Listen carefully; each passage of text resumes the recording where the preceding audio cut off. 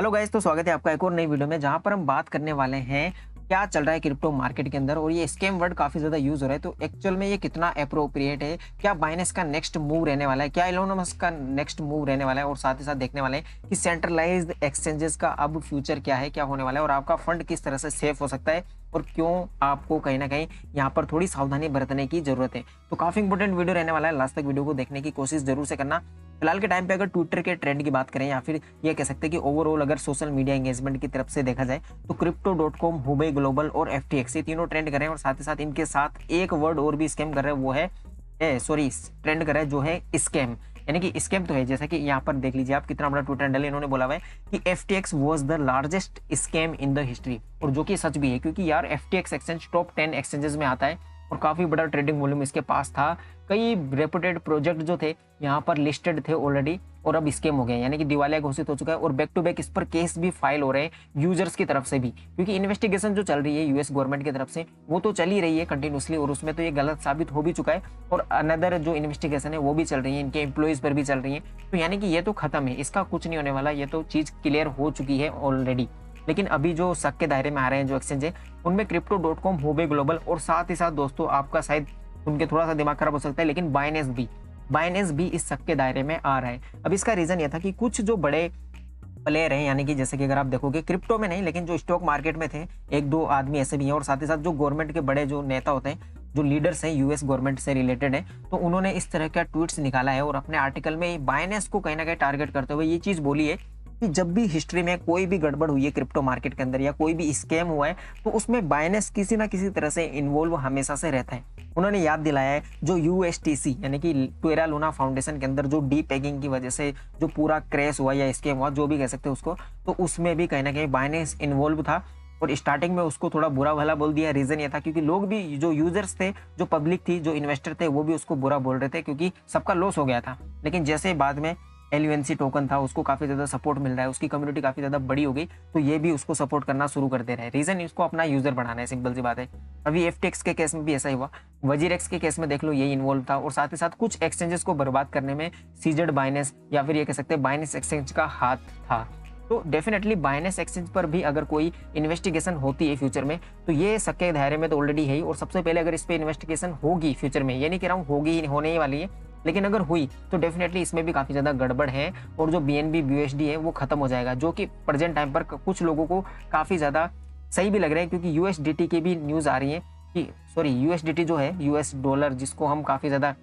Use करते हैं कहीं ना कहीं क्रिप्टो में, USDT जिसका पेयर सबसे ज्यादा पॉपुलर है क्रिप्टो के अंदर, उस पर भी डी पैगिंग की जो न्यूज है वो काफी ज्यादा वायरल हो रही है, तो लोगों को वो भी सेफ नहीं लग रहा है। उसके बाद में सब लोग सोच रहे हैं कि यार हम तो फिर BUSD यूज करेंगे या फिर BNB यूज करेंगे या फिर इथेरियम यूज करेंगे, तो इथेरियम सबसे सेफ रहेगा मेरे हिसाब से। और अभी के टाइम पे कुछ लोगों का ये भी क्वेश्चन रहता है कि यार हमें एक्सचेंजेस को छोड़ देना चाहिए, सीधा ट्रस्ट वॉलेट में या फिर जो वॉलेट सेट जो डेक्स हैं उन पर जाना चाहिए, डिसेंट्रलाइज वॉलेट के अंदर। तो अभी ऑन द स्पॉट अगर ऐसा चीज कर रहे हो पैनिक में, तो वो इतना भी सही नहीं है, क्योंकि काफी यूट्यूबर्स, काफी लोग आपको बोल रहे होंगे डेफिनेटली, और आपको लग भी रहा है यार, क्योंकि लोगों को लग गया है कि यार अब एक्सचेंज पे तो गया हमारा पैसा, जीरो हो गया, तो सीधा डिसेंट्रलाइज एक्सचेंज की तरफ वो जा रहे हैं। देखिए, मैंने एक बार आपको कई बार पहले आपको एक बार बोला था, कुछ लोगों ने मुझसे पूछा था कि यार आप कौन कौन से एक्सचेंजेस यूज करते हो या फिर वॉलेट यूज करते हो, तो मैंने आपको बताया था कि मैं एक एक्सचेंज कभी भी यूज नहीं करता हूँ, मैं कम से कम 7 से 8 9 एक्सचेंजेस यूज करता हूँ, जिनमें से 4-5 एक्सचेंजेस तो मैं हमेशा मीम कॉइंस के लिए अलग अलग यूज करता हूँ, जैसा कि मैं हॉटबिट के बारे में बताया, लाटोकन के बारे में बताया, बिटमार्ट के बारे में बताया। तो यहाँ पर यार ज्यादा अमाउंट भी नहीं है मेरा, 50-50, 60-60 या फिर $100, मैक्स टू मैक्स $200 रखा हुआ है, तो इनका अगर कुछ हो भी जाता है तो इतना फर्क मुझे पड़ेगा नहीं। तो ये मेरा एक स्ट्रेटजी है, क्योंकि एक एक्सचेंज अगर बर्बाद भी हो रहा है तो ऐसा तो नहीं होगा कि एक साथ सारे एक्सचेंजेस खत्म, ये चीज तो नहीं होगी, लेकिन अगर हो भी जाती है फ्यूचर में तो उस चीज का मैं ध्यान रखूंगा, और आने वाले टाइम पे जो इन्वेस्टमेंट की स्ट्रेटजी है वो मैं थोड़ी सी चेंज डेफिनेटली करूंगा, कि अपना 50% से ज्यादा या फिर कह सकते हैं 70-80% से ज्यादा जो वैल्यू रहेगा मेरा पोर्टफोलियो का, उसको मैं डिसेंट्रलाइज पर लेकर जाने वाला हूँ डेफिनेटली। अगर आने वाले टाइम पर और एक्सचेंजेस पर खतरा आता है, या फिर जैसे कि हुबे और crypto.com पर तो अभी चली रही है इन्वेस्टिगेशन, पर अगर ये सेफ निकलते हैं यहाँ से, या फिर आने वाले टाइम पे ये कुछ इंप्लीमेंटेशन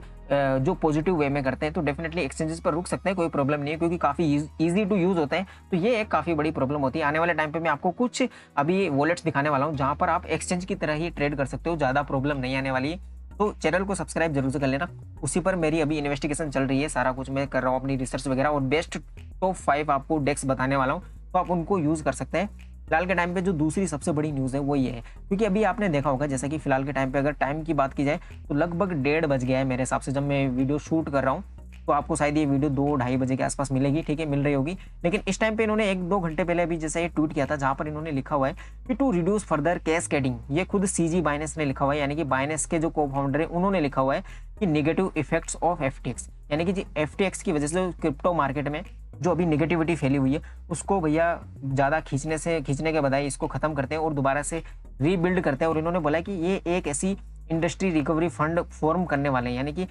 कि एक फंड मैनेजमेंट का ये काम करने वाले हैं यहाँ पर, जहाँ पर जो प्रोजेक्ट लिस्टेड थे एफटीएक्स एक्सचेंज पर और साथ ही साथ यूजर उनका जो खोया हुआ पैसा है या फिर उनका जो लॉस हुआ है उनको थोड़ा बहुत रिकवर कर सकें, तो उनको ये हेल्प करने के लिए ये प्रोजेक्ट बनाया। अब एक क्वेश्चन यहाँ पर भी उठता है जो वापस से सीजी बाइनेंस की इमेज पर कहीं ना कहीं एक पॉजिटिव इम्पैक्ट भी डालता है और साथ ही साथ एक बुरा इम्पैक्ट भी डालता है, क्योंकि जो अगर सिंपली जिनका खुद का लॉस हुआ है तो वो सोच रहे हैं कि यार थोड़ा बहुत अगर यहाँ से वापस से हमें रिकवर हो जाएगा तो बढ़िया बात है, तो उनके लिए तो सीजेड बाइनेंस काफ़ी अच्छे आदमी है इस टाइम पे। लेकिन एक आदमी जो इसको गलत नज़रिए से देख रहा होगा या फिर कहीं ना कहीं सही नज़रिया भी कह सकते हैं, क्योंकि जिसका लॉस अगर एफटीएक्स की वजह से नहीं हुआ है तो वो तो एकदम ऑनेस्टली जज करने वाला है यहाँ पर सीजेड बाइनेंस को। तो वो तो यही सोचेगा कि यार एलयूएनसी को जब बुरा बोल रहे थे तो ये भी बुरा बोल रहा था, जब एलयूएनसी ने पब्लिक को अच्छा बोलना शुरू किया तो ये भी अच्छा बोलना शुरू कर रहा है, और अभी एफटीएक्स के बाद में जब शक के घायरे में ये खुद भी आ रहा है तो ये इतना अच्छा इनिशिएटिव ले रहा है ताकि गवर्नमेंट इस पर कोई छापेमारी ना करे और ये बचा रहे। तो यानी कि बाइनेंस कहीं ना कहीं वो होता है ना कि चोर की दाढ़ी में तिनका, वो वाला काम सीजी बाइनेंस ने काफी बार किया है, तो गड़बड़ यहाँ पर भी बहुत ज्यादा है। तो मुझे तो ऐसा लगता है कि बाइनेंस पर भी काफी ज्यादा गड़बड़ हैं ऑलरेडी और इसी चीज को कहीं ना कहीं छुपाने के लिए ये इस तरह का काम कर रहा है। लेकिन ठीक है, जो भी है अच्छा है, अगर ये कर रहा है ऐसी चीज तो बढ़िया है। और इन्होंने जो इंडस्ट्री प्लेयर्स हैं, अब इंडस्ट्री प्लेयर्स क्या होता है भाई, बड़ी वेल्थ जिनके पास काफी ज्यादा पैसा है वो भी को इन्वेस्ट कर सकते हैं हमारे साथ ताकि लोगों की हेल्प हो सके। और जो क्रिप्टो है वो कहीं जाने वाला नहीं है, इसका ऐसा नहीं कि एंड हो गया है, we are still here, let's rebuild. तो इन्होंने कहीं ना कहीं एक मोटिवेशन टाइप देने की कोशिश की है अपने यूजर्स को और कहीं ना कहीं क्रिप्टो में जो भी इन्वेस्ट करता है उन सबको। लेकिन ये काफ़ी नहीं होगा क्योंकि कंटिन्यूसली अभी भी जो इन्वेस्टिगेशन है हुबई ग्लोबल और crypto.com पर चल रही है और साथ ही साथ बाकी के एक्सचेंजेस का भी जो ट्रेडिंग वॉल्यूम है वो काफ़ी ज़्यादा डाउन होता जा रहा है, वहाँ से विड्रॉल लगा रही है पब्लिक, कंटिन्यूसली डेस्क पर आ रही है। तो अगर ऐसा हुआ तो आने वाले टाइम पर कुछ एक्सचेंज तो ऑटोमेटिकली बंद हो जाएंगे, क्योंकि वहाँ पर अगर टोकन ही नहीं बचेंगे, वहाँ पर अगर लिक्विडिटी नहीं बचेगी, सब विड्रॉल हो जाएगा, तो उनके पास कुछ है ही नहीं, तो वैसे भूखे मर के बंद करना ही पड़ेगा। तो ये चीज़ भी है, एक्सचेंज पर खतरा तो काफ़ी बड़ा मंडरा रहा है और ये ऐसा नहीं है कि कुछ दिनों का, 1-2 दिनों की बात है, ये काफ़ी लंबा चलने वाला है, क्योंकि लोगों की थॉट जो है, जो सोचने का नज़रिया है, जो एक्सचेंज को देखने का नज़रिया है वो बिल्कुल चेंज हो गया है जब से ये FTX वाला कांड हुआ है। अभी अगर थोड़ी सी नजर डालें मार्केट पर तो देख सकते हो आप पिछले 1 घंटे से थोड़ा सा ग्रीन सिग्नल, अब हालांकि मैं ये नहीं कह रहा हूँ कि अच्छी बात हो गई है, थोड़ा सा ग्रीन सिग्नल मिल रहा है। ये इसी वजह से मिल रहा है क्योंकि बाइनेंस के जो को फाउंडर हैं, जो सीजी हैं, उन्होंने ये ट्वीट किया था जो मैंने आपको अभी तुरंत दिखाया था, शायद इसी वजह से मुझे ये रीजन लग रहा है, इसके अलावा कोई पॉजिटिव न्यूज़ नहीं है फिलहाल के टाइम पे मार्केट में। और मार्केट कैप तो ऑलरेडी काफी डाउन हो चुका है और ये 500 बिलियन पर भी आ सकता है। 500 बिलियन इतना ज्यादा कम क्यों बोल रहा हूँ, क्योंकि ये पॉसिबल है। जो बिटकॉइन है वो 10,000 पर भी आ सकता है, कोई बड़ी बात नहीं है। जो इथेरियम है वो $800-900 के आसपास भी आ सकता है, कुछ भी हो सकता है। अगर हुबई या crypto.com दोनों में से किसी भी एक्सचेंज पर कोई गड़बड़ पाई गई और अगर उन पर भी कोई प्रॉब्लम्स आ गई जैसा FTX के साथ हुआ है, तो डेफिनेटली ये चीज़ होने वाली है। आप लिखवा लो मेरे से, ये डेफिनेटली होने वाला है। तो अभी के टाइम पे जो भर भर के एंट्री ले रहे हैं ना जो लोग, भयंकर कि यार हमारे पास तो भाई 2 लाख रुपए पड़े हैं सेविंग में, पूरे डाल रहे हैं, तो वो भी गलती कर रहे हैं बहुत ज़्यादा। थोड़ा सा शांति रखिए, कुछ ही चुनिंदा कोइंस में डालिए जो आपको लगता है कि यार ये कर लेते हैं, बस काफ़ी है। क्योंकि ऐसा भी नहीं है कि क्रिप्टो क्रैश हो गया तो बस पूरे कॉइन खरीद लो। मार्केट में टोटल कितने कॉइन है? 2000, बस 1500 तो मैं खरीद लूंगा, ऐसा मत करना बिल्कुल भी। कुछ ही कॉइन्स खरीदो जो जिन पर आपको सबसे ज्यादा ट्रस्ट हो, और डेफिनेटली जो अच्छे प्रोजेक्ट जिन पर आप मेजर बाइंग कर रहे हो तो ट्राई कीजिए कि यार डेक्स पर आप बाई कीजिए, क्योंकि वो अभी सेफ है, ये चीज कहना भी अच्छा है। और एक चीज और बताता हूँ, जो कुत्ते वाले लोग हैं, यानी कि जो डोज कॉइन वाले बंदे हैं या डोज कॉइन वाले बंदे हैं या शिबा इनू वाले बंदे हैं, तो वो थोड़ा सा चिल रह सकते हैं यहाँ पर। उसका रीजन क्या है, क्योंकि पूरा ये स्यापा जितना भी चल रहा है क्रिप्टो मार्केट में, अगर इलोन मस्क को आप देखोगे तो इनको घंटा कोई फर्क नहीं पड़ रहा है। अब यहाँ पर घंटा का मतलब गलत मत ले लेना, लेकिन थोड़ा सा फर्क नहीं पड़ा है इनको कहीं ना कहीं। अगर इनके ट्वीट्स को आप देखोगे तो ये कंटिन्यूसली ट्विटर को बिल्ड करने में लगे हुए हैं विदाउट मतलब ऐसा अट्रैक्टिंग पीपल, या फिर ऐसा होता है ना कि इन्फ्लुएंस हो रहे हैं किसी चीज़ से, क्योंकि क्रिप्टो को काफ़ी ज़्यादा ये भी सपोर्ट करते हैं। और अभी क्रिप्टो की बजी हुई है बैंड, लेकिन उसके बावजूद भी ये ट्विटर को बिल्ड कर रहे हैं और कहीं ना कहीं मोटिवेशन जगा हुआ है कंटिन्यूसली। जो MC डोनाल्ड है, जो डोमिनोज हैं, इनको ये बड़े बड़े जो फर्म है, फूड इंडस्ट्रीज हैं, जो सोशल प्लेटफॉर्म है, उनको ये टैग भी कर रहे हैं कहीं ना कहीं, और कहीं ना कहीं ऐसा बताना चाह रहे हैं उनको कि यार आप डोज को इनको सपोर्ट करो। तो ये डोज को इनको इनडायरेक्टली सपोर्ट करवाना चाहते हैं, लेकिन ट्विटर पर जब इनका खुद का राज है, अब ट्विटर इनका खुद का है तो आने वाले टाइम पे ट्विटर को पहली बात तो इनके यूज़र काफ़ी ज़्यादा बढ़ने वाले हैं ट्विटर के, क्योंकि अभी के टाइम पे क्या होता था कि यार ट्विटर पर वही आते थे बंदे जिनको ज़रूरत महसूस होती, या फिर जो थोड़े पॉलिटिकली है या फिर ज़्यादा एज हो गया उनका, अभी नए आए हैं क्रिप्टो की वजह से, लेकिन उतने नहीं आए हैं अभी भी। तो इलॉन मस्क की वजह से काफ़ी ज़्यादा यूज़र बेस बढ़ने वाला है ट्विटर का, और ट्विटर कहीं न कहीं जुड़ा हुआ है इनडायरेक्टली डोज कॉइन से। आने वाले टाइम पर जो ट्विटर से पेमेंट गेटवे होता है वहाँ पर अगर डोज कॉइन आता है तो डोज कॉइन की तो बल्ले बल्ले हो जाएगी, और डोज कॉइन अगर ऊपर जाता है डेफिनेटली, तो सिंपल सी बात है यार, डोज कॉइन अगर ऊपर गया, ये काफ़ी ज़्यादा फेमस हो रहा है, तो उसका डायरेक्टली फायदा कहीं ना कहीं शिबा इनू को भी होता है, डोज कॉइन को भी होता है। ज़्यादातर जो मीम कॉइन्स होते हैं उनको फायदा होता है, ये हमेशा से देखा गया है। तो इसलिए जो मीम कॉइन्स है अभी भी आपको जो एंट्री है, जिन्होंने भी जितना भी होल्ड किया हुआ है,